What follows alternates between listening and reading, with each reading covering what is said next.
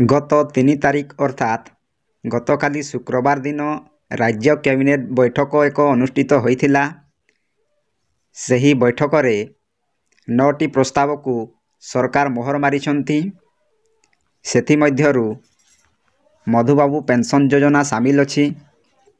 एही वार्धक्य भत्ता 3500 टंका को वृद्धि करा जाइछि। सही 3500 टंका केउ माने पाइबे आसंतु एही वीडियो माध्यम रे मु सबु किछि डिटेल्स कहिबी। एहा कोनोसी फेक नुहे। एही खबर गतकाली 8:55 PM रे धरित्री न्यूज रे प्रकाश पाइछि। तो चलंतु जानिबा सही खबर कोन रहिछि।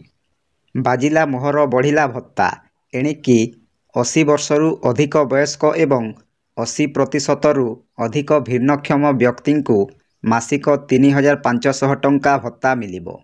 पूर्वरु एही भत्ता 1200 टंका थिबा बेले एबे एहाकु वृद्धि करा जाइछि।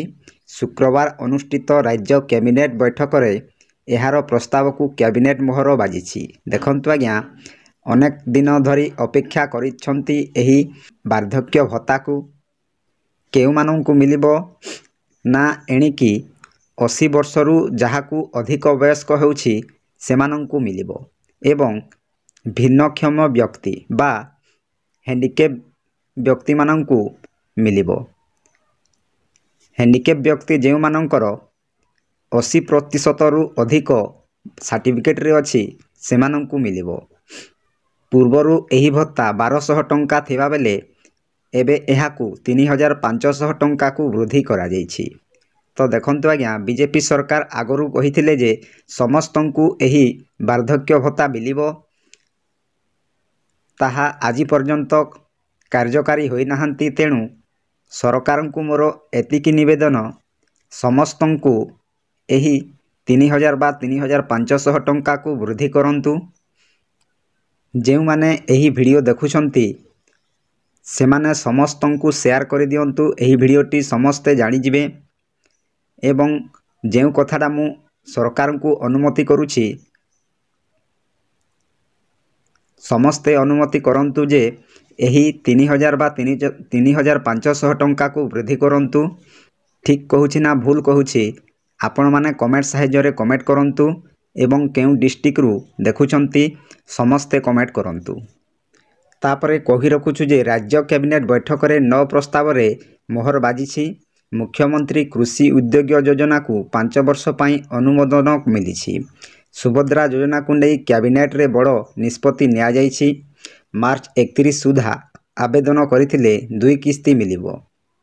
प्रधानमंत्री सूर्यघर योजना रे 25,000 सब्सिडी शक्ति विभाग देव बोली जणा पड़िछि।